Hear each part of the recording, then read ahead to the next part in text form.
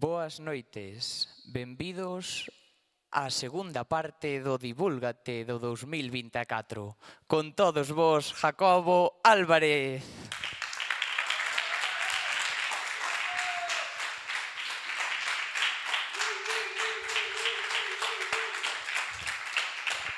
Boas noites, Galicia. Mirai que cartel, por favor. Mirai que cartel temos hoxe. É como era o outro día, veña, que os escoiteu.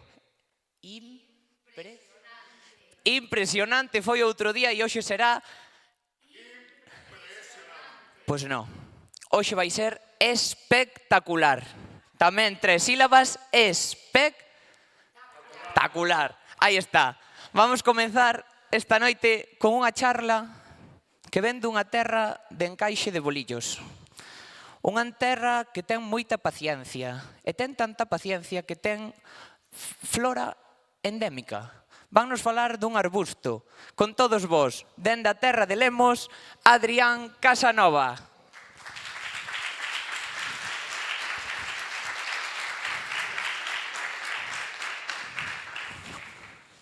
Boas tardes, moitas grazas por estar aquí. E vamos a comezar viaxando. Dende esta vila costeira, collemos unha destas barcas, surcamos máis de 1.500 kilómetros, estamos nunha illa das Azores e logo seguimos ata o Estreito de Gibraltar. E que teñen estas 3 localizacións en común? Aparte de que todas teñen mar. Reflicten a pegada no territorio, na toponimia da nosa planta o seto de estudio, a camariña, nome científico Corema album. Os nomes comuns son varios, tanto dentro do mesmo idioma, por exemplo, no caso do galego, podes dicir camariña, camariñas, caramiña, pobro do Caramiñal, camariñeira, caramiñeira, e así como en portugués, en castelán, camarina e camariña. Teño indicado con 2 flechas azuis as 2 liñas principais de investigación que ten a ciencia sobre esta especie. A primeira, pensado un pouco máis no cultivo, porque esta especie ademais é resistente á seca, da mesma é o aproveitamento dos frutos. Os froitos teñen propiedades antioxidantes, febrífugas, e aparte a xente que os conviga antano di que son deliciosos. Eu ainda non provei ningún. Tamén é unha especie que está en retroceso, tanto na súa distribución como nas súas diferentes poboacións. Entón, tamén a ciencia está traballando na súa conservación. A liña de investigación que vou seguir ao longo desta presentación vai con esta. E onde están as camariñas? Atópanse en hábitats dunares no litoral. Aquí poño un mapa satélite da Península Ibérica, bastante antigo, do 77, porque tamén estes hábitats nos últimos 40, 50 anos sufriron un retroceso bastante visible. Pero para buscar algo é fundamental saber como é. Aquí tenemos a nosa Wally. Esta é unha camariña. Ten unhas follas perennes que poden lembrar un pouco o brezo e uns froitos característicos que se dan no verao que adoitan ser unhas boliñas de brancas e incluso unha tora rosácea. Vale. Como xa dixen, viven principalmente na costa atlántica, Galicia, Portugal, Andalucía. Tamén hai unha única poboación relicta na Comunidade Valenciana, en Serra Lhelada. E logo, xa fora da Península Ibérica, atópase unha poboación naturalizada, porque non é de ali, en Francia, en Aquitania, así como tamén nas Azores. Aínda que nas Azores non temos moi claro se é a mesma especie, subespecie, bueno, aí tamén estamos traballando. Por outro lado, como comentei antes, está bastante ameazada. Isto está recoñecido legalmente en diferentes comunidades, como en Valencia, en Portugal, Andalucía, e hai unha solicitude para que sexa catalogada en Galicia como vulnerable, pero ainda está pendente. Este traballo se remarca dentro dun proxecto máis grande que é o Life Insular. É un proxecto que ten como función, entre Galicia e Irlanda, de restaurar diferentes hábitats. Por exemplo, CIES, ONS, Sálvora. A restauración implica mellor quitar especies invasoras, plantar plantas que existían anteriormente. Nós estamos traballando con 3 plantas para ter información xenómica que axude a tomar as mellores decisións en cuanto a xestión e conservación.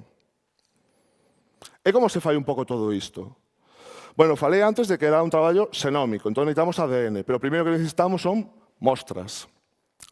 Tomáronse mostras, aquí aparecen en diferentes círculos, as mostras e así o número de individuos mostrados. En total, 217 o ano pasado e este ano. Aquí temos a naturalizada de Francia, Valdoviño, Camariñas, Cíes e Barra, toda a costa de Portugal, Algarve, Azores, a máis de 1.500 km na Illa da Graciosa, Huelva, Cádiz e a poboación do Mediterráneo. Aparte, estas localidades presentan un censo de contar plantas moi variable. Por exemplo, aquí collemos mostras de 11 plantas, total da poboación 16. En Valdoviño hai menos de 50 plantas. Logo hai outras localidades que teñen un censo estimado de ata 5.000, 10.000 plantas. Vale. Falei de xenómica, ADN. A camariña, como a nós, é unha especie de eucariota, é dicir, as súas células teñen núcleo. No núcleo se atopa o ADN, condensado en forma de cromosoma. E o ADN é a linguaxe da vida. Non ten todas as respostas, sen embargo, ten bastantes respostas. Este linguaxe está codificado, ten un alfabeto de 4 nucleótidos, 4 letras. Adenina, citosina, guanina e timina, que codifican toda a información que alberga. E nós traballamos con marcadores moleculares neste traballo de tipo SNP, que son polimorfismos de nucleótido único. Aquí tedes 4 camariñas, 4 individuos diferentes. As camariñas, como a nós, son diploides, teñen 2 cromosomas, un ven do pai, outro ven da mai. Vale? E aquí teríamos un individuo heterocigoto que nunha posición, imaginadevos, cromosoma 1, posición 1.000.000, ten timina citosina. Outro individuo é homocigoto, é diferente, ten 2 citosinas. Outro individuo, timina, homocigoto de outro tipo, e este individuo tamén é heterocigoto como o primeiro. Vale? Sen embargo, non traballamos só con SNP, traballamos con miles, decenas de miles e incluso millóns, depende do contexto de estudo. Neste caso, con 7.895 SNPs distribuídos ao longo dos 13 cromosomas de camariña. E vamos a falar dun par de resultados. Temos bastantes análises, ainda estamos traballando nelo, isto non é un traballo concluído, pero vou empezar pola diversidade xenética. Pero antes vou incidir sobre a importancia da mesma en poboacións naturais. É a materia prima de evolución e adaptación aos cambios ambientais. Aquí temos 2 poboacións de exemplo de camariña, imaginadevos unha, que vedes máis coa mesma cor, cunha diversidade xenética moi baixa. E aquí, outra poboación con diferentes cores, moita máis diversidade xenética. De repente, brum, lóstrego, cambio ambiental, vertedura, incendio forestal, podedes imaginar calquera cousa. Ante ese evento, o cambio do hábitat, etc., na poboación 1, ou todas resisten, ou a mellor todas desaparecen. Sen embargo, na poboación 2, hai algúns individuos que sí poden resistir, producir froitos, semente e restaurar a poboación ou parte da mesma poboación. Esa é a importancia da diversidade xenética. En canto aos resultados que obtivemos dende a poboación naturalizada de Francia, Galicia, Portugal, etc., a diversidade xenética, se ben moderada, foi bastante similar, con 2 excepcións moi grandes. Azores, que vamos, pouco menos dá negativo, é imposible se non daría negativo, e Serra Gelada, en Valencia. A todo isto, con 214 mostras, porque filtramos 3 por calidade. Azores e Serra Gelada, as máis baixas con moita diferencia. Tamén atopamos localidades que eran bastante similares, xenéticamente, moi diferentes. E aquí os mostro un par de gráficos. A modo de inciso, cada punto é un individuo, vale? Cada punto é un individuo, estas etiquetas e este círculo, localidades. Aquí vemos, primeiro, esquerda, Azores e Valencia, totalmente diferentes a todo o demais. Incluso a de Francia, con outros análisis que fixemos, sospeitamos que o mellor veu de Portugal, non de Galicia, que está máis ao norte. Sospeitamos que viu de Portugal. Non sabemos como aínda. Sen embargo, se traballamos máis con localidades da Península Ibérica, que quitando a de Francia e tamén quitando as de Azores, vemos Valdoviño, da 1, vemos Camariñas, que están moi xuntas, norte de Galicia. Sen embargo, Cíes, que está uns 100 e pico kilómetros ao sur, está como unha illa, vale? Logo temos norte e centro de Portugal, que van bastante da man, sur de Portugal, Algarve, Andalucía e, novamente, Valencia, bastante diferente aos demais.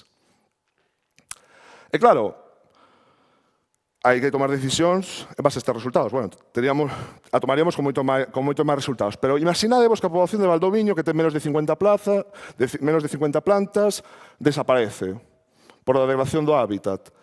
Se tiveramos que coller sementes ou plantas para, restaurando o hábitat, volver a reintroducila en Valdoviño, de onde colleríamos as sementes? De Camariñas, Valdoviño desapareceu. Camariñas, as Cíes, norte e centro de Portugal. A priori se buscaría tomar as sementes das poboacións máis similares. E, efectivamente, a colleríamos de Camariñas. Estes son análisis que nos axudan a tomar decisións. Este é un pequeno exemplo do mesmo. Seguimos traballando nilo. En canto ás primeiras conclusións, coa diversidade xenética, xunto con outros análisis, identificamos localidades máis vulnerables ou incluso localidades únicas que teñen aínda máis prioridade para a súa conservación, e tamén se atopou unha elevada diferenciación poboacional. Pero, con todo, hai localidades, poboacións que se parecen bastante e podrían tratarse como unha unidade de xestión. O exemplo que puxen antes de Valdoviño Camariñas, moi similares, en caso de que algunha puidera mermar ou desaparecer, se pode restaurar con outra. E moitísimas grazas.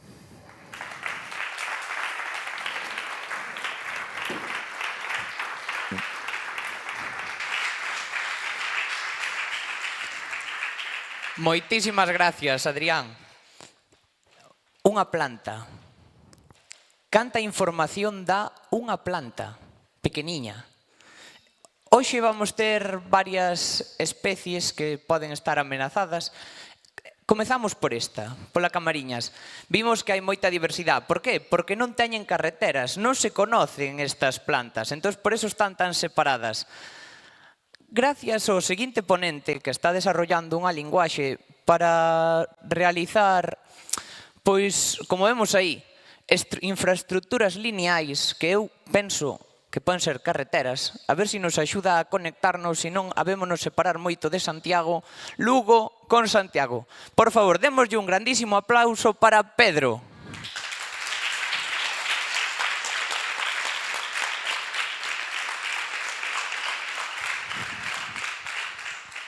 Ola, eu veño a falar efectivamente de obras, en concreto obras lineais. E veño a presentar Doily, que é un software de diseño óptimo de infraestructuras lineais, porque neste tipo de obras cada céntimo conta. Nesta presentación vamos facer un pouco un contexto das obras lineais, vamos comentar a idea que levou a crear Doily e as bases do coñecemento e vamos a exemplificalo cun caso de estudio en concreto. Entón, as obras lineais son unhas obras que moven grandes cantidades de cartos. Vale?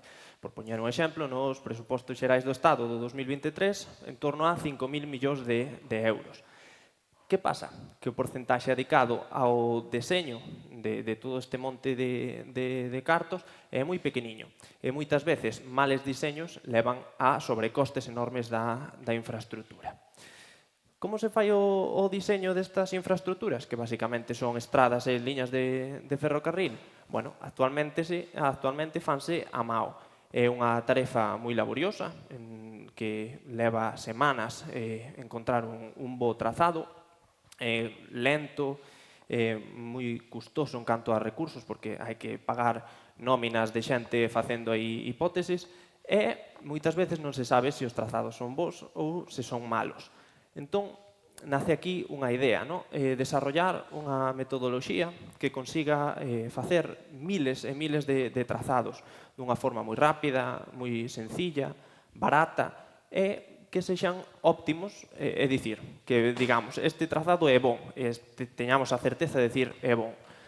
Entón, a partir desta idea, desarrollouse nos últimos anos na Escola Politécnica pois unha cantidad de traballo moi grande encamiñado a este obxectivo que desencamiñou nunha ferramenta, nun software que é o que se presenta aquí. Este software pódese dividir en 4 grandes módulos. Un módulo de trazado, un módulo de optimización, un módulo de agrupación ou clusterización e un módulo que nos axuda a elixir aos técnicos. O primeiro dos módulos, o módulo de trazado, o que fai é, de forma aleatoria, crear unha carretera ou unha liña de ferrocarril.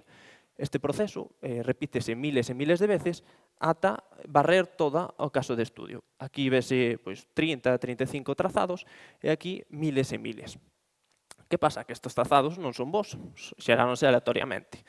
Entón, o que se fai é pasar a un módulo de optimización, que o que fai é coller cada unha destes trazados, o que lle chamamos sementes, e o leva a un mínimo local, é dicir, minimiza os seus costes económicos. E, ademais, incorporamos normativa técnica, toda a normativa que hai que cumplir de radios de curvatura, de inclinacións máximas, etc. Unha vez que temos pasado todas as sementes por este módulo de optimización, o que pasamos é a un módulo de agrupamento ou de clusterización, en que agrupamos todos os trazados semellantes nunha serie de corredores. Así vese na imaxe anterior que tiñamos moitísimos trazados e pasando por ese módulo de clusterización, agrúpalo en 6 corredores que son máis ou menos semellantes. Que falta ahora? Pois elixir.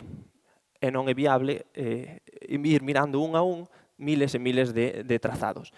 Entón nace un último módulo, que é o módulo de axuda á toma de decisións, que o que fai é aportar unha serie de indicadores a todos os trazados que axuda a un técnico a dicir este é bon, este é malo, con este nos vamos quedar.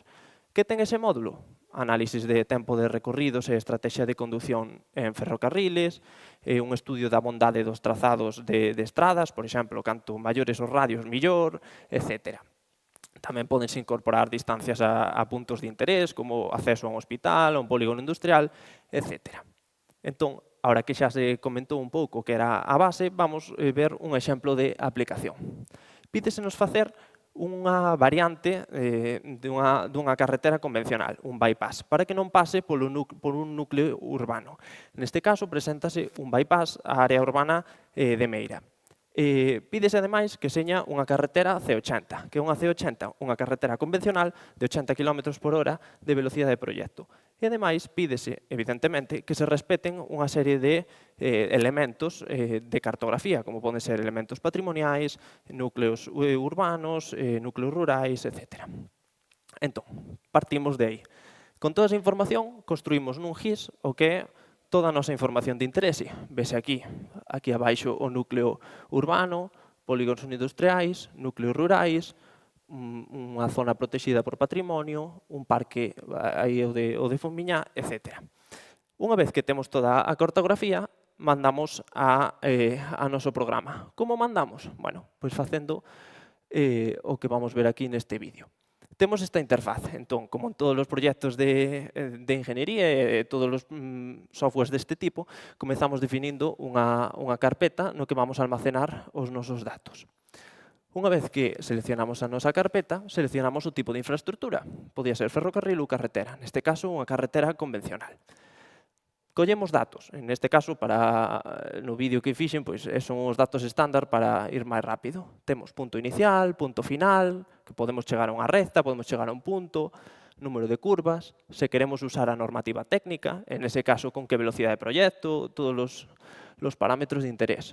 Como vai ser a geometría da estrada, é dicir, como vai ser a plataforma de ancha, como van ser os taludes, cando vamos facer un viaducto, cando vamos facer un túnel, como van a ser os costes, canto vai valer un muro, un viaducto, etc. Zonas de paso prohibido, distancias a puntos de interés, datos de tren non, porque non temos aquí tren, configuración avanzada de diversos parámetros moi específicos da estrada, e guardamos os datos. Isto aquí va moi rápido, pero o mellor leva 15-20 minutos, pero que, en comparación co que tiñamos antes, é un avance enorme.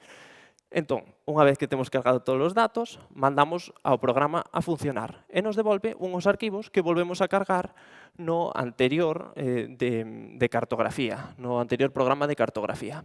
E todos os resultados xa nos veñen aquí organizados con corredores.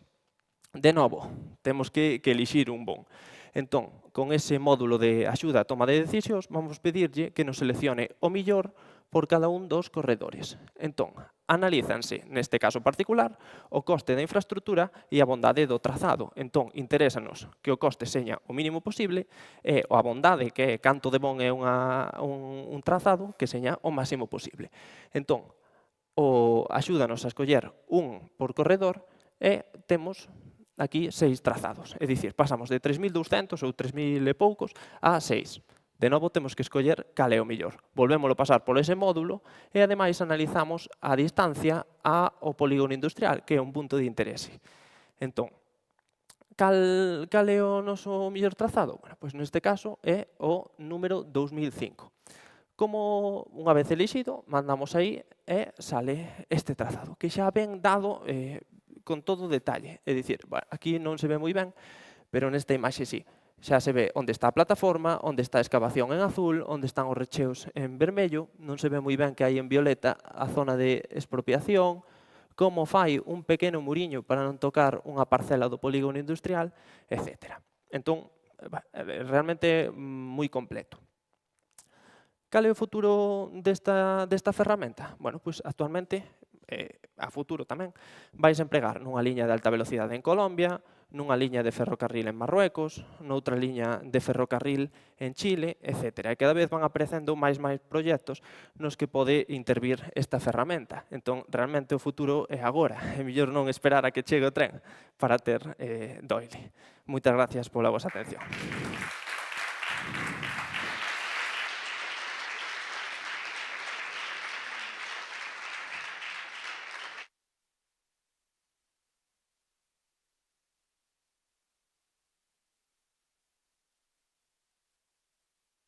Agora creo que vai ben, ou? Vale. Que me mandaron a pagar que decía que se acoplaba. Pero bueno, non pasa nada. Que lista é esta xente, Se tuveramos todas estas cousas, cal sería a emoción de ir á costa de Lugo? Pouca, porque o Fiouco estaría sempre ben, non estaría cerrado. Entonces, bueno, gracias por compartir isto, que a verdad foi moi interesante, Como podemos saber ou como podemos untar a esta xente cando digamos van facer unha carretera por aquí, vamos a decir que o noso punto é patrimonial a nosa finca e así xa non nos la expropian, Hai que saber. Entonces, agora van vir a falarnos de estrés. Cantos de aquí estáis estresados? A ver, que levanten a mão. A ver, veña, que aquí casi todos estamos estresados, ainda que sea unha vez ao día. Pois vamos ver se as árbores tamén se estresan, non sei con que. Verdad, eu se fora un pino, a non ser que me boten non sei calquera cousa ou me corten polo pé, estaría medianamente ben. Vamos a ver o que fan, porque a presión pode ser moi grande, Se está un paisano así apoiado todo o día, ojo, cuidado. Démoslle un aplauso a un que vive nunha terra que hai moitos árboles, que vive en Friol. Desde ali vai vir Gonzalo.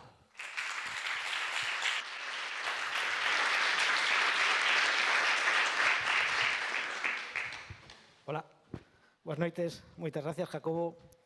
A ver, eu vou te dar a razón que a noite está sendo espectacular, pero falando serio, tú es o que é realmente espectacular. Si se move, as vacacións de agosto. Isto realmente é o que é espectacular. Aí todo o día na praia, sin facer nada, tomando sol, unha semana, dúas, algúns afortunados 3 ou 4 semanas. Pero claro, chega setembro. Chegamos á oficina e seguro que algún de vos pasoulle que aquela bonita planta que tanto lle gustaba, que estaba no escritorio, estaba aí murcha. Causa da morte, falta de rega, non fai falta un doutorado para saber iso, pero claro, se lle preguntamos ao noso investigador de cabeceira, vai nos decir que en realidad esa planta morreu por estrés hídrico. Estrés hídrico causado por esa falta de rega. E alguén dirá, oh Dios, máis estrés no traballo, non, por favor, xa teño dabondo. Bueno, este estrés hídrico non é ese tipo de estrés, é outro tipo de estrés. É moi habitual, si quere pasar, é moi habitual na natureza, especialmente en ecosistemas áridos ou con tendencia a aridez. De feito, moitas especies que viven nestes entornos presentan diversas adaptacións morfolóxicas e fisiolóxicas para evitar, escapar ou tolerar estrés hídrico en situacións de seca. Pero en que consiste exactamente o estrés hídrico e por que é importante, non? Bueno, pois vamos comezar polo inicio, que é a fotosíntese. As plantas, para sintetizar azúcares a partir do CO2 atmosférico, utilizando enerxía solar, non? A fotosíntese necesitan intercambiar gases e vapor de agua coa atmosfera. É o que denominamos a transpiración, non? Entonces as follas desécanse. Para evitar esta desecación, a planta ten que levar auga dende algún lado, non? Capta polas raíces e a leva ata a copa. E aquí está o simpático. Hai especies, como sabedes, as secuellas que poden medir máis de 100 metros de altura. É dicir, como demonios fan para levar a auga toda esa distancia, dende as raíces ata a parte máis alta da copa? Bueno, pois isto fanno gracias a que as árbores viven baixo presión, concretamente baixo presión negativa. E é que a atmosfera ten unha alta demanda evaporativa que depende da súa temperatura, e esta demanda evaporativa crea o que denominamos un potencial hídrico, non? Unha forza de succión que, unido á alta tensión superficial da auga, fai que esta ascenda a través da planta. Por onde ascende? Polos tecidos leñosos que hai na raíz, no tallo e nas ramas. E que é iso, basicamente? Eso é a madeira. E diredes, pero a ver, Gonzalo, a madeira é unha cousa sólida, como fai a agua para pasar por aí polo medio. Ben, en realidade, a madeira, se nos collemos un cacho de madeira, facemos un corte anatómico, vemos no microscopio, aquí en sección transversal, veremos que está formada por pequenas células que, se as vemos no seu sentido longitudinal, son como pequenos conductos ou tubaxes que están conectadas entre sí, que unha vez que morren deixan pasar a auga a través do seu interior, non? Como se representa nesta diapositiva. Isto é basicamente o que sería o sistema vascular da planta, igual que o noso sistema vascular. E, de feito, igual que connosco, este sistema está suxeito á entrada de embolias ou embolismos, que non é outra cousa que burbullas de gas que se crean en situacións de tensións negativas, de presións negativas, como decía antes, e que se espallan por todo o sistema a través desas conexións. Cando unha burbulla de gas entra dentro dunha célula, o que fai é ocupar todo o volume da mesma, cortando a columna de agua, por tanto, corta o transporte. Isto decimos que se chama cavitación. Atención, concepto importante. Ese conducto cavita. Entón, que acontece cando temos unha seca? Bueno, primeiro, cando temos unha seca, aumenta a temperatura. Como aumenta a temperatura, aumenta a demanda evaporativa. En que se traduce iso? En potenciais hídricos nas follas moi negativos. Para que vos fagades unha idea, os potenciais hídricos en algunhas especies, os potenciais hídricos foliares, poden chegar a ser en magnitude equivalentes a 40 veces a presión que hai no neumático do voso coche. Aí é nada, Pero que, ademais, temos outra cuestión, que temos pouca agua no solo. Cando temos pouca agua no solo, está a direse máis as partículas do mesmo, por tanto, fan máis forte ao potencial hídrico que hai nas raíces. E que acontece neste momento? Pois que se forman moitos embolismos nas raíces. Para que vos fagades unha idea, isto sería como cando sorbemos agua nun vaso cunha palliña, chegamos ao final á zona dos xeos e aquelo comezamos a sorber máis gas que agua, non? Empeza a facer un barullo moi característico. Bueno, pois nun árbore sería o mesmo. Comezamos a ter moitas burbullas de gas, estas fan cavitar eses conductos e chega a un punto en que se produce un colapso hidráulico. O transporte de agua córtase totalmente, desecando as follas que hai na copa e provocando a morte do árbore, ou, no mellor dos casos, debilitándoa, facendo-a máis susceptible a plagas e enfermidades que, en último caso, van a provocar a morte da árbore. De feito, nas últimas décadas tense documentado numerosos eventos de mortalidade e decaemento ligados á seca, como que podedes ver nesta imaxe, por causa de secas cada vez máis recurrentes e extremas, provocadas e alimentadas polo cambio climático. Isto non só supón unha perda de ecosistemas de alto valor ecolóxico, biodiversidade, ecosistemas como os que podedes ver aquí, senón que, como ben indica o noso investigador de cabeceira, ten un efecto de retroalimentación sobre o cambio climático, porque a gran escala bosques con árbores mortas ou debilitadas son menos capaces de fixar CO2, emiten máis CO2, retroalimentando o cambio climático, traendo máis secas e, por tanto, traendo máis mortalidade. Por tanto, moi importante que saibamos como se forman os embolismos, como se propagan e que efecto teñen no transporte de auga, na conductividade da madeira. Neste sentido, temos algunhas técnicas, por exemplo, a tomografía computarizada de rayos X, na que podemos ver un tallo en sección tridimensional, podemos observar os conductos que están funcionando en color gris claro ou blanco, daqueles que están xa cavitados, que están cheos de gas, así aquí en negro. ou unha técnica un pouco máis low cost na que utilizamos microscopía óptica, onde podemos ver en azul os conductos que están funcionando e transportando agua daqueles que non transportan, que non estarían en azul. Estas dúas técnicas implican a utilización de tintes que a planta absorbe mediante a transpiración cando aínda están vivas e nos permiten ver despois estas diferencias. Pero, ademais, é importante que saibamos avaliar a resistencia á cavitación que presentan as diferentes especies. Isto faise por unha serie de técnicas que nos permiten obter o que se chaman curvas de vulnerabilidade hidráulica, que non é outra cousa que unha representación para cada especie da perda de conductividade en relación ao potencial hídrico, é dicir, ao nivel de estrés que experimenta esa especie. En xeral, enténdese que o nivel de fatal, o nivel de colapso hidráulico o consíguese ou atínxese cando temos unha perda de conductividade dun 50%. Desta maneira, con diferentes aparellos para medir potenciais hídricos, podemos saber para unha planta dunha determinada especie está próxima a ese punto de mortalidade por estrés, ou podemos tamén avaliar cal é o marxe de seguridade hidráulica da mesma, vendo cuáles son os potenciais habituais para esa especie na natureza. Ademais, con esta técnica podemos comparar a resistencia a cavitación de diferentes especies.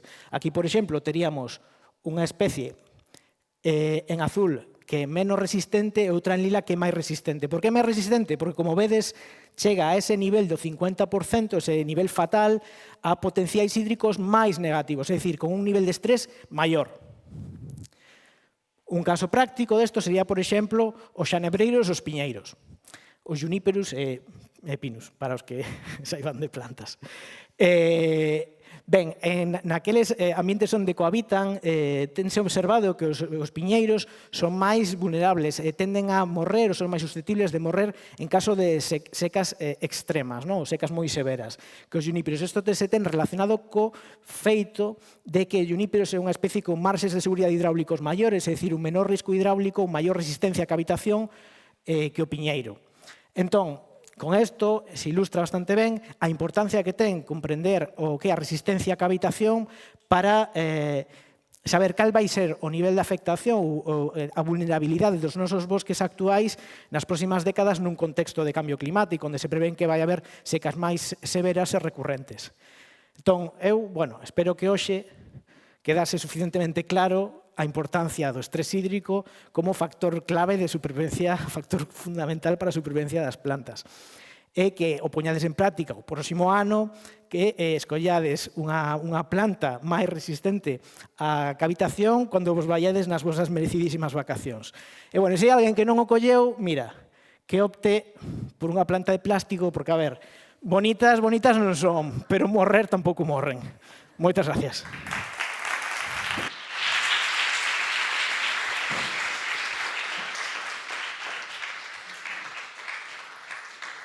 Agora xa aprendimos a diagnosticar o que lles pasa ás plantas. Polo menos a min morrenme moitas. E, sobre todo, na horta eu non sei que pasa, que morren todas no brao que dá gusto. Parecen moscas. Bueno, as moscas no brao non, pero parecen moscas diante dun coche.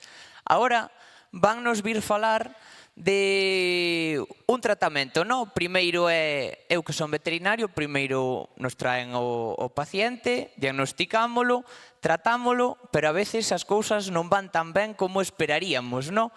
Agora vannos falar dunha enfermidade que afecta moito as mulleres, evidentemente, os homes, non?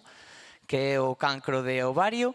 Entón, o que vamos ver é por que en algúns casos o tratamento non funciona, non? A ver o que nos conta a nosa amiga Andrea. Por favor, Andrea. Un aplauso, aplauso, aplauso.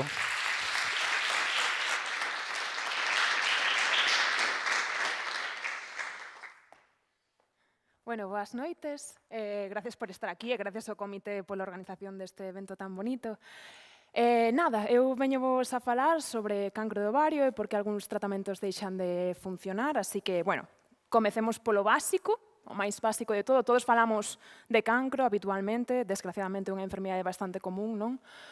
Pero non sabemos definilo tan ben. Entón, Empezamos definindo o cancro. Que é o cancro? O cancro é un conxunto de enfermidades. Non é unha enfermidade como pensamos todos nós habitualmente. O cancro é un conxunto de enfermidades. Isto quere dicir que non é mesmo un cancro de pulmón, que un cancro de vexiga, que un cancro de páncreas.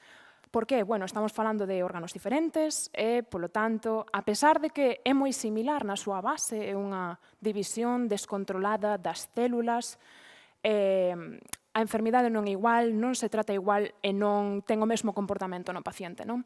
Entón, falando disto, a base é similar en todos estes, é unha, de novo, proliferación descontrolada das células, unha división descontrolada das células. Sen embargo, compre destacar tamén a diferencia entre tumor benigno e tumor maligno. Vale, non vos alarmedes, pero todos nesta sala temos tumores. Eso sí, son tumores benignos. Exemplo, os lunares que temos todos nós ou ben as verrugas. Por que son tumores benignos? Porque sí, hai unha proliferación descontrolada das células, pero está mantida nun sitio, non invade tecidos adxacentes.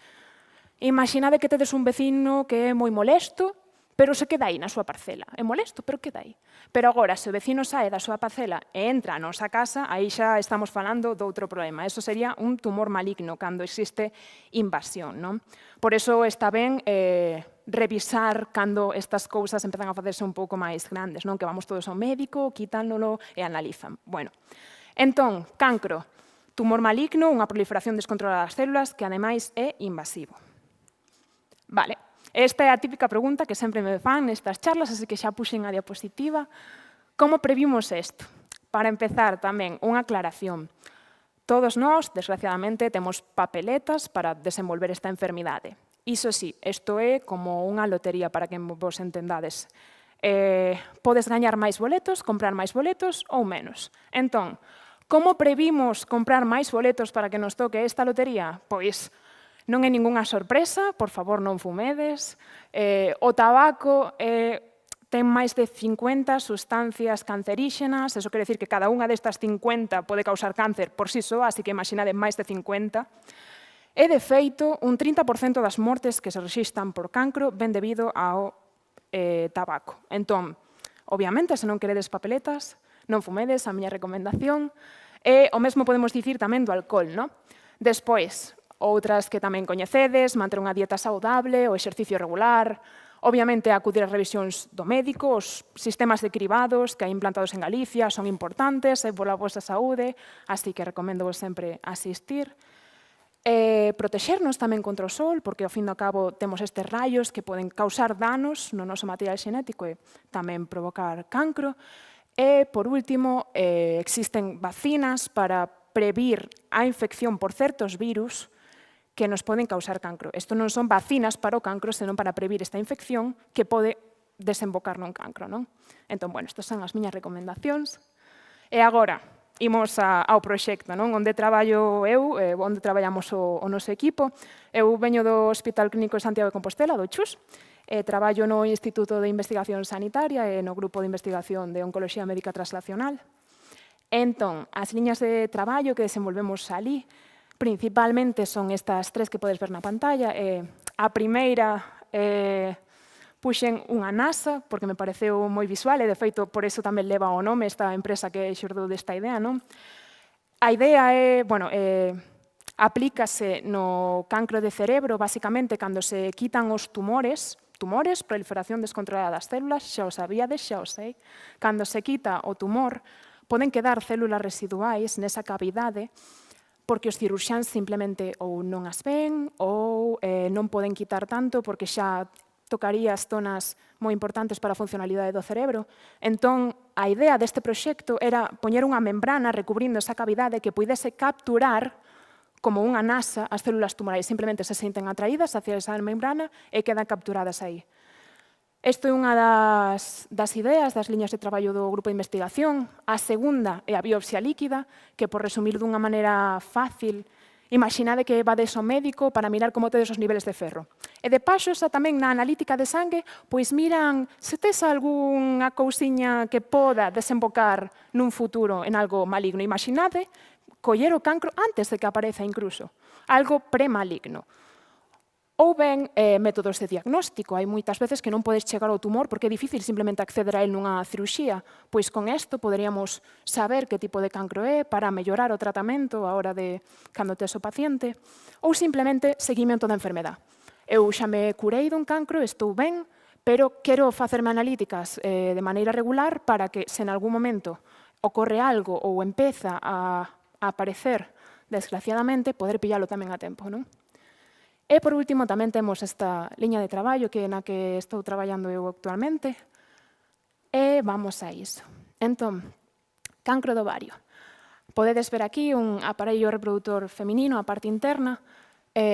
Bueno, por explicar un poquinho, aquí podes ver a vaxina, este o útero, co súa parte interna que tamén, bueno, pode presentar tumores que se chaman de endometrio. O endometrio é a parte interna do útero que se desprende menstrualmente coa menstruación.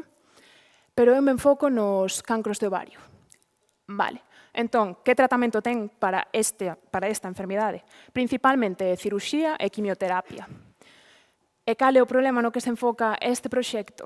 Que a quimioterapia, bueno, o fármaco principal que se utiliza chamase carboplatino e pode causar resistencia. A pesar de que a maioría das pacientes responden ben ao principio, algunhas delas, co tempo, desenvolven unha resistencia ao tratamento. É un problema porque as alternativas terapéuticas son bastante limitadas en funcionamento. Entón, o proxecto, o obxectivo que ten é ver que está ocorrendo aí, porque temos pistas, temos claves, pero faltanos a imaxe completa. Por dicirlo así, hai pinceladas, non? Os científicos sabemos certas cousas sobre que está pasando aquí, pero non temos o cuadro completo, non? Entón, esa era a idea do proxecto e tamén deseñar estrategias para combatir, obviamente. Como facemos? Vale, puxen este dibuxiño aquí para que vexades, algunha destas pacientes acumula moito líquido na cavidade peritoneal. Neste líquido podemos encontrar células tumorais. E o que facemos no laboratorio é coller estas células tumorais e cultivar microtumores no propio laboratorio. Por que é importante isto? Bueno, nós queremos saber o que pasa na paciente, obviamente, pero non vamos a experimentar coa paciente. Entón, o que necesitamos son modelos que reproduzan o máis fielmente posible a enfermidade real dun paciente. Para isto utilizamos en investigación cultivos celulares, ou seja, células. Tamén modelos animais, non? Eu traballo con estas células, con tumores, e son especialmente importantes porque reflexan a enfermidade dunha paciente real que está acudindo ao CHUS, para recibir o seu tratamento, para acudir á consulta pola súa enfermidade, e estes tumores recapitulan moi ben a súa enfermidade. Bueno, simplemente podes ver aquí, nesta primeira imaxe, como nos pode vir este líquido ao laboratorio con algunha célula, que iso é o que traballamos, o que intentamos amplificar para ter un bo cultivo. Todo isto que vedes aquí son microtumores. Micro, porque necesitamos un microscopio para velos, obviamente non os podemos ver a simple vista, non? E despois aquí, bueno, estes son simplemente estes microtumores do que vos falo, con diferentes formas que tamén son igual que o tumor da paciente da que ven. Entón, bueno, aquí outra imaxe un pouco para reflejar como estudamos estes modelos, non? Cando vos quitan algo no médico e din, sí, van a analizalo a ver que é, non? Isto é unha das cousas que se fai con ese tecido que se quita na consulta. Lévase a anatomía patolóxica, que é un departamento do hospital, e ali fan esta proba na que poden ver, se esas células son un pouco raras, que xa o ven porque son expertos en detectar visualmente con microscopios as cousas, e aparte utilízanse diferentes cores de tal xeito que coas enfermidades xa se sabe, vale, se é cancro do ovario ten que ter esta cor marrón neste marcador e neste marcador. Entón, así xa temos como unha pista, non? Entón, o que vemos, estas son as fotos do tumor da paciente, e o que vedes é que os nosos microtumores teñen as mesmas cores reflexando o mesmo que a paciente. Simplemente o facemos como unha validación de que son útiles os nosos modelos, non? Vale. E que facemos con estes modelos? Porque os modelos non é a finalidade é entender que está pasando, non? O que facemos con estes modelos son tratalos tamén no laboratorio. O que queremos é ver que cambios ocorren entre unha paciente sensible e unha paciente resistente á quimioterapia. Para isto, poñemos quimioterapia aos seus modelos e vemos, cando a paciente é sensible, Estes microtumores tamén son sensibles. Cando a paciente é resistente, estes microtumores son resistentes. Deste xeito, temos dous grupos diferenciados e o que facemos é estudar as diferencias entre estes dous grupos. É un pouco que podedes ver aquí, non? Que recorda un pouco a gráfica que ensinou o compañeiro na anterior charla. Básicamente, é sencillo de entender, canto máis quimioterapia botes e menos morra, máis resistente será. De feito, é moi visual tamén. Ti botas quimioterapias e resisten, son resistentes, se morren, son sensibles. E reflexa a paciente, que é o importante do modelo. Vale, entón, isto tamén é repaso das anteriores charlas, seguro que xa o sabedes, pero vamos repasarlo igualmente. Cales son estas diferencias que miramos? A que miramos exactamente cando falo de comparar dous grupos? Falo de isto, dos pilares básicos das células, non? Por dicirlo de alguna maneira.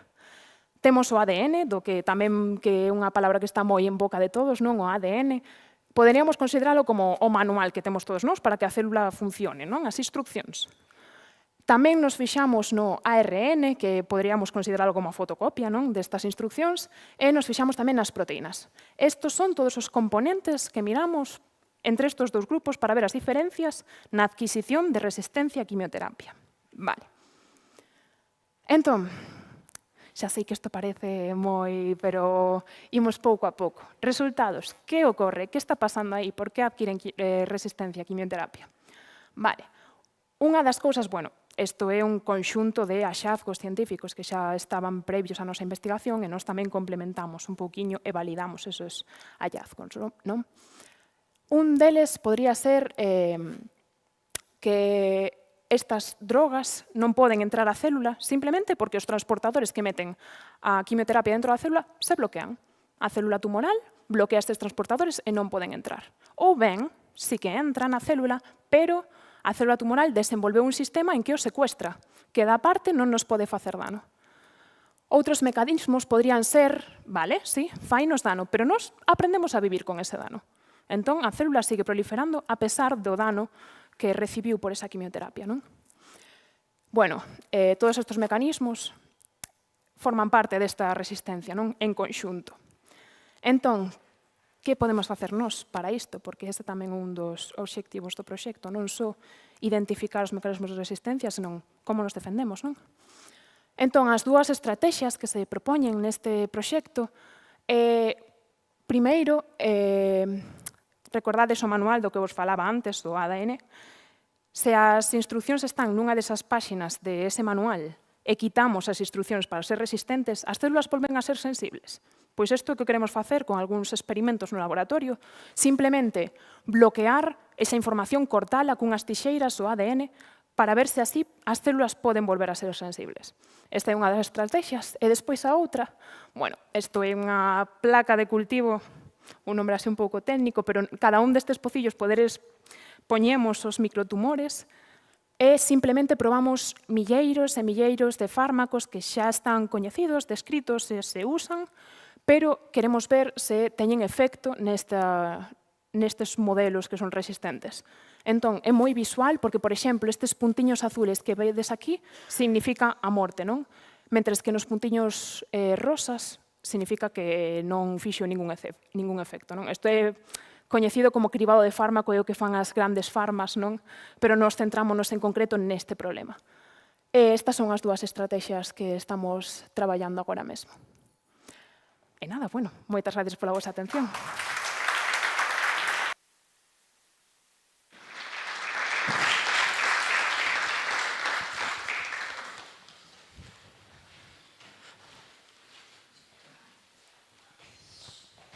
É complicado ora. Como uno eu o cáncer do ovario cunha planta de biogás?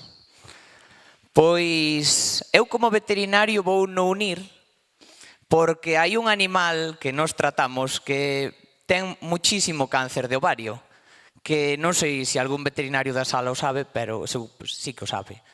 É a galiña. A galiña poñedora ten un montón de cáncer do ovario, entón o mellor se pode emplear tamén como modelo animal. Entón, diredes, e a pita que ten que ver co biogás? Bueno, pois, que? Sí, o do biogás. Sí. A modo. Que isto ahora o vou unir. Estaba eu pensando. Entón, a pita. Que fai a pita? A ver, que fai a pita? Aparte de poñer huevos. Que fai a pita? A ver, que non están grabando. Que fai a pita? Veña, a pita... Caga. A pita caga. Vale, caga. A pita non mexa, caga. Vale? E cando caga, que fai? Esterco. E o esterco que podemos facer? Leválo a unha planta de...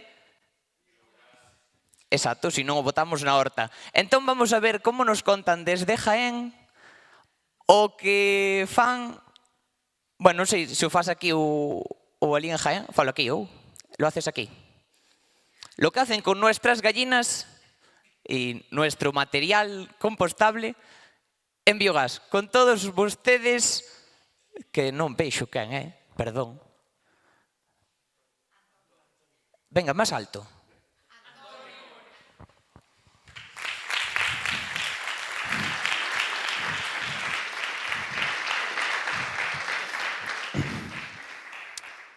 Muchas gracias. Me ponéis en un aprieto porque no vengo a hablar de gallinas, sino de otra cosa que hay mucho en Galicia, que son vacas, pero bueno. ¿Sabéis que en Lugo van a poner una planta de biogás? Seguramente sí, porque están en todos los periódicos, la prensa está llena. Pero no solamente en Lugo, diréis, como veis, como veis, esta proliferación de plantas de biogás está en aumento no solamente aquí en Galicia, sino, bueno, podemos decir por toda España y por toda Europa y casi por el mundo. ¿Qué es una planta de biogás? Bueno, muchos lo sabréis porque alguien ha dicho dónde meter el estiércol de las gallinas, pero os lo voy a explicar un poco. Voy a empezar por el principio porque estamos en Galicia, estamos en Lugo y imaginaros una granja llena de vacas. Ya sé que no es muy difícil para vosotros, ¿vale? Estas granjas, pues bueno, hacen mucha caca, perdonad por la expresión.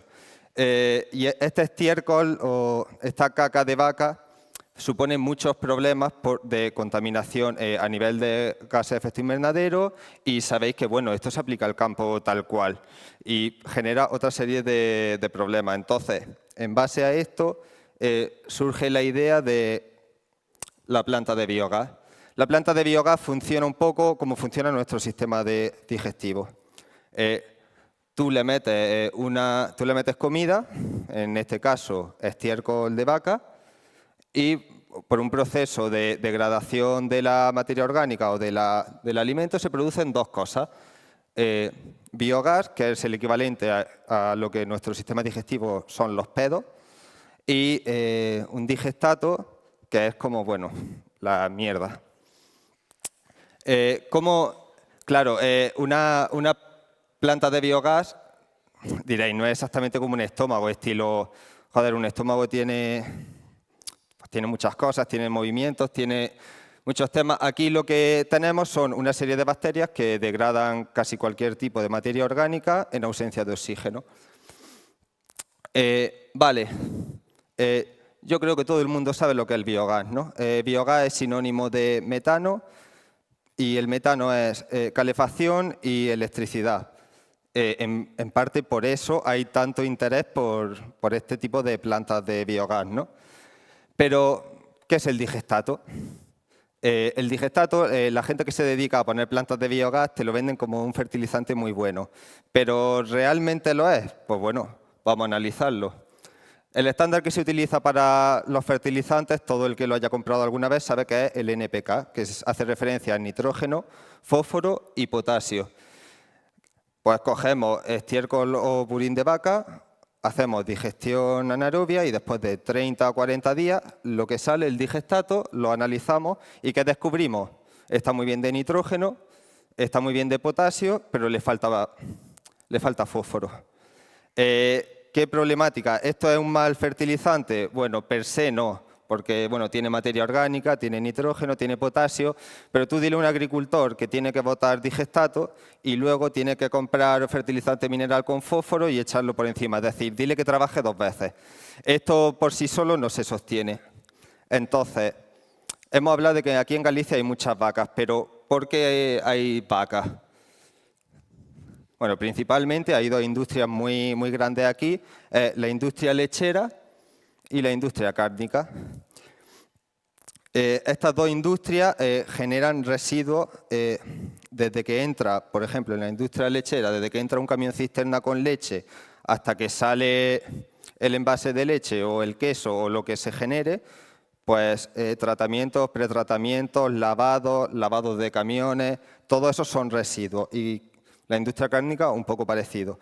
¿Y qué pasa con estos residuos? Estos residuos no se pueden tirar a cualquier lado. Tú no puedes llegar al vertedero, coger estos residuos y echarlos. Estos residuos se tienen que contratar a gestoras de residuos y generalmente las empresas alimentarias de leche y de carne tienen que pagarle por tonelada para que se los lleven, para que los limpien y ya se puedan deshacer de ellos, ¿no? Es decir, esto está suponiendo una parte de los beneficios. Pues bueno, ya que tenemos vacas y ya que tenemos leche y tenemos industria de carne, pues vamos a ver estos residuos, cómo se encuentran, vamos a analizarlos. En este caso, como dije, el estiércol de vaca no tiene fósforo, pero es que nos encontramos que los lodos de lechería y los lodos de la industria cárnica tienen bien de nitrógeno y bien de fósforo. Entonces, podéis verlo, ¿no? Esto es como un puzzle. Si los juntamos, podemos generar un macro residuo, ¿no? Una mezcla muy buena que tenga todo lo que buscamos. Y eso vamos a hacer. Contamos con un digestor piloto y vamos a probar dos dietas. Una con estiércol vacuno y lodos de lechería y otra con estiércol vacuno, lodos de lechería y lodos de industria láctea. Seguramente me preguntaréis, ¿por qué estas dietas así, estilo? ¿Por qué estos porcentajes? Bueno, nosotros trabajamos con lo que tenemos. Estamos en Lugo, que no deja de ser la primera provincia española en ganado vacuno de leche, entonces hay mucha industria láctea. Trabajamos con lo que tenemos, hacemos 2 digestatos y los probamos. Sorpresa, ahora sí tenemos un buen fertilizante en cuanto a nitrógeno, fósforo y potasio. ¿Qué pasa? Además, un fertilizante orgánico aporta materia orgánica al suelo, aporta estructura, es bueno para el suelo. Y por último, que no se nos puede olvidar, se genera biogás. Vale, pero ¿esto se puede echar al campo? En plan, ¿esto es seguro? Pues para esto hay legislación. Hay legislación para concentración de metales pesados y microorganismos. Metales pesados sabéis que pueden ser malos para el cuerpo. En plan, hay muchos metales pesados que todos conoceremos malos, como el plomo, el mercurio, cromo, muchos metales pesados y microorganismos iguales, microorganismos como la E. coli, que sean malas para la salud. Entonces, según legislación estamos dentro, tenemos una concentración de metales pesados más baja que incluso el propio estiércol de vaca y hay ausencia completa de los microorganismos que estipula la legislación. Pero claro, nosotros además queremos dar un pasito adelante. No vamos a hablar solamente de estos dos contaminantes, sino que ya que trabajamos con residuos ganaderos, vamos a buscar trazas de antibióticos, porque se tratan, en plan, el estiércol puede tener, el estiércol de vaca. Hemos probado más de 20 antibióticos y no hemos encontrado trazas de ninguno de ellos, entre los antibióticos más comunes para el ganado vacuno. Esto es un poco el esquema muy general de lo que buscamos, lo que hacemos. Nosotros trabajamos con residuos de la tierra, del entorno local, purín de vaca, junto con lodos de industria láctea, lodos de industria cárnica. Los transformamos en un fertilizante que vuelva al propio suelo de aquí, para las vacas de aquí y que siga el ciclo, ¿no? Además de esto, generamos biometano, que es lo que hace que todo esto sea rentable, todo este sistema sea rentable. Vale, en este punto diréis, ¡buah, esto es genial! Cogemos residuos que nadie quiere o que son contaminantes, que no valen para nada, los juntamos y producimos un fertilizante, generamos biogás. Vale, ¿cuál es el problema? ¿Por qué hay tanto escándalo? El problema de todo esto viene con todo el ámbito social que incluye las plantas de digestión. Las plantas de digestión conllevan un movimiento muy grande de camiones para transportar estos residuos hacia la planta, lo cual es tráfico, lo cual es ruido. Y estos camiones no descargan directamente en el digestor, sino que estos se suelen dejar en balsa o se suelen almacenar y estos son malos olores. Por lo tanto, no me paga ninguna planta de digestión, así que decirle que no a este tipo de planta cerca de casas, cerca de poblaciones, núcleos urbanos, y es todo. Muchas gracias.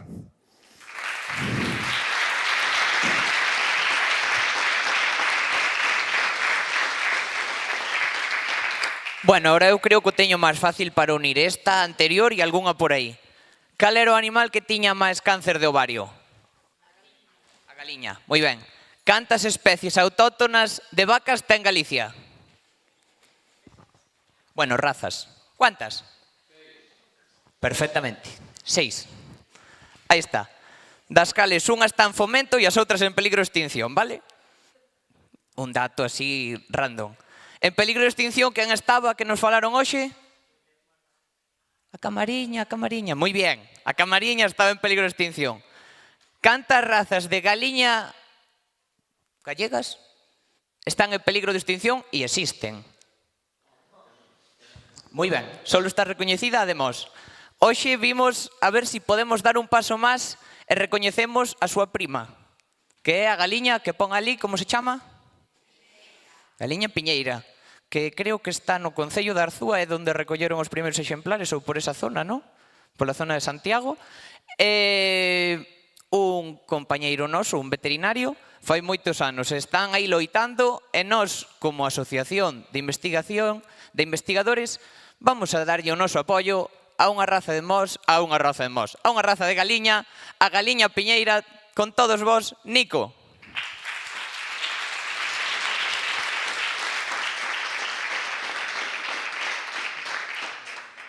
Sabes cando vas a casa da túa avó a tomarlle o café e saca o po os álbuns de fotos e tente 3 horas aí repasando a árbore xenealóxica?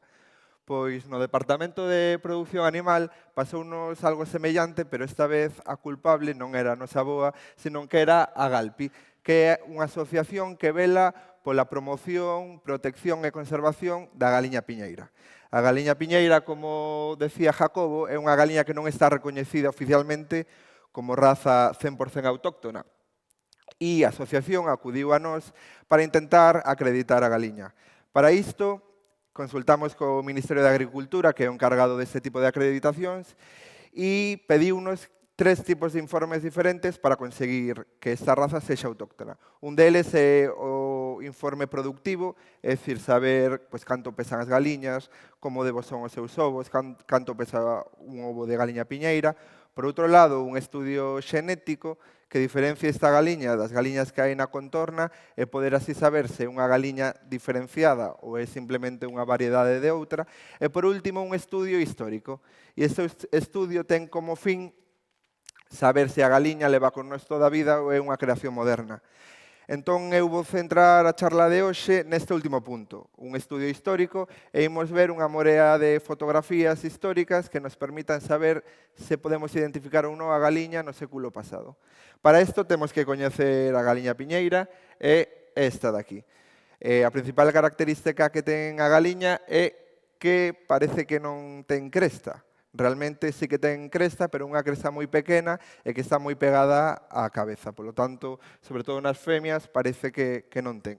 Por outro lado, a cabeza, que é unha cabeza pequena e triangular, tamén destaca a cola, que ten unha pigmentación e unha posición moi característica da raza.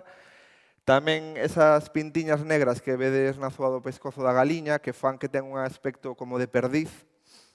E, por último, a parte desta capa como máis apredizada, ten outras 3 variedades da plumaxe, que a variedade blanca, esta variedade oscura negra que se coñece como mahogany, e unha variedade de un ton máis crema que é a variedade golden. Entón, para buscar esta galiña tivemos que recurrir pois, a fotografías históricas cuxa fin non era fotografiar a propia galiña, senón que tiña obxectivos moi diversos e moi diferentes. Entre eles, pois, destacamos os mercados, aquí era sobre todo pois, fotógrafos locales que para sacar unha noticia nos xornales da cidade, pois iban a fotografiar as persoas co ganado. Por outro lado, as ferias, que tiñan un obxectivo pois, similar. Tamén destacan os retratos e fotos familiares, onde a aparición da galiña é totalmente fortuita e non era obxectivo, e as paisaxes ou os estudios etnográficos. E en canto aos estudios etnográficos, destaca esta señora que vemos aquí, que se chama Ruth Matilda Anderson. Seguramente xa vos soe, é unha muller, unha fotógrafa que foi contratada por la Hispanic Society of America para que os morriñentos que andaban por América tiveran unha lembranza do que eran as tradicións do lugar que abandonaron.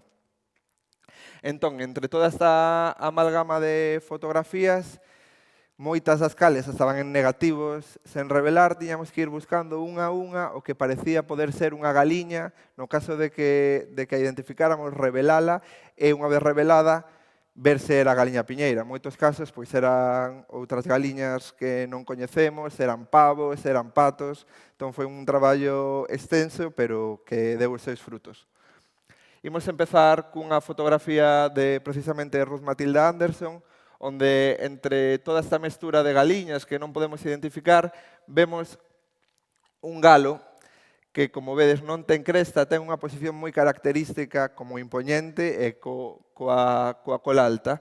Como vedes, é unha posición moi similar a esta foto actual de galo piñeiro e podemos identificalo como se buscando a Wally se tratara co gorrito de Wally. Nesta outra foto que non sabemos nin de cando é, nin de onde, nin quen a sacou, porque isto nos pasa moito cando recurrimos a arquivos provinciais, arquivos históricos, o arquivo do Reino de Galicia, moitas veces non hai datos máis alá da propia foto. Vemos esta señora que pendura de dous aves, unha delas, un galo, e, como vedes, ten esta clásica cresta que vos falaba, que no caso dos machos é parecido a unha lengua, que ten como unha línea polo medio que divide en dos partes. Aquí a vedes. E por último, aquí nesta foto de aquí abaixo, vedes tamén este galo de aquí do medio, que, temos que ter en conta que esas fotos son de inicio do século XX, e se a xente pasaba fame naquela época, imaginade as galiñas. Entonces, moitas veces, están moito máis delgadas, teñen moita menos grasa que os individuos actuais que comparamos. E neste caso, trátase de esta capa que vos falaba antes, de tipo mahogany, que é unha capa negra que, de feito, a Asociación de Galiña Piñeira pensaba que era un desvío, é dicir, un defecto do prototipo racial, pero gracias a este estudio poideron atestiguar que realmente é propio da raza e poden conservalo. Aquí vemos dúas fotos de dúas mulleres facendo labores tradicionais do agro galego, e xunto a elas temos dúas galiñas que son potenciais galiñas piñeiras. Como vedes, teñen a cabeza moi pequena, piramidal, sen cresta, e teñen esas pintas negras que lle fan parecer unha perdiz. Debemos ter en conta tamén que, ao ser fotos en branco e negro, ás veces as coloracións non se poden apreciar ou poden ser enganosas. Neste caso, vemos que é un prototipo moi similar, tamén coa cola con esa coloración característica, entón asinalamos como piñeira. En esta outra, aunque se ve un pouco peor, sí que vemos a cola e o que falábamos, o pescozo coas pintas. Aí. Vale, esta é outra foto de Ruth Matilda Anderson, que é moi curiosa. Aquí, claro, o que lle interesaba a Ruth Matilda era a señora co cesto e coas galiñas, pero a galiña que tivera na cabeza pouco lle importaba. Pero para nós é moi útil esta imaxe, porque aquí non só hai unha galiña autóctona de Galicia, senón que hai dúas. Primeiro temos a piñeira, aquí coa capa blanca, a plumaxe blanca que veíamos, e aquí a perdizada, a cabeza pequena sen cresta. Aquí tedes unha blanca actual, entón a indicamos como piñeira, e neste caso igual. Dúas aperdizadas, en cresta, cabeza pequena e triangular. Pero ademais, vedes esta galiña de aquí, que esta de aquí, que parece que está como pintarraxeada así en xeral, e esta sospeitamos que é unha galiña que se chama galiña pedresa, que é unha galiña xa extinta. Considerase extinta, crese que non hai individuos xa desta galiña. Aquí vemos a Praza de Bastos de Lugo, precisamente, e tamén hai unhas mulleres coas súas galiñas. E esta galiña xa vedes a cabeza pequena, este individuo é un pouco máis grande, tamén é unha foto máis actual, sen cresta, e neste caso non ten a clásica coloración que falábamos de perdiz, senón que ten a capa golden que chamamos antes, de tipo crema. Entón, tamén a indicamos como piñeira. Aquí nestas fotos tamén son señoras, seguramente camiño ao mercado, levaban múltiples aves, entre elas pavos e diferentes animais, e tamén aquí con un pouco máis de cuidado identificamos aquí esta cabeciña de aquí e estas dúas como piñeiras. Tamén principalmente a cresta é o máis indicativo, xa que non hai ninguna outra raza en toda Europa que teña unha cresta similar a esta. Chámase cresta en rosa. Hai moitas razas que teñen unha cresta que se chama enguisante, que, por exemplo, a galiña de Mos, pero, bueno, son un pouco máis, protullen un pouco máis. Vamos agora cos retratos familiares, onde tamén o obxectivo non era a galiña, só que como estaban na eira, pois coláronse polo medio. E entre todo este batiburrillo de galiñas, hai 3 candidatas, como vedes aquí, cabeza pequena, o pescozo coas pintas, non hai cresta, aquí unha cola que nos pode recordar un pouco a piñeira tamén, e aquí outra con unha cabeza claramente piñeira. E as marcamos. E aquí nesta última fotografía tamén é complicada, hai moitas galiñas polo medio, non vemos a cabeza, non podemos ver prácticamente a plumaxe, pero aquí vemos unha que sí que é indicativa de ser piñeira. Polo tanto, concluímos que todas estas fotografías amosan a piñeira actual tal e como a coñecemos hoxe en día e, polo tanto, podemos considerar que a piñeira leva con nos moitos anos, que hai unha evidencia histórica de que é así e, polo tanto, dende o Departamento de Produción Animal de Veterinaria consideramos que merece o distintivo 100% autóctono. Moitas gracias.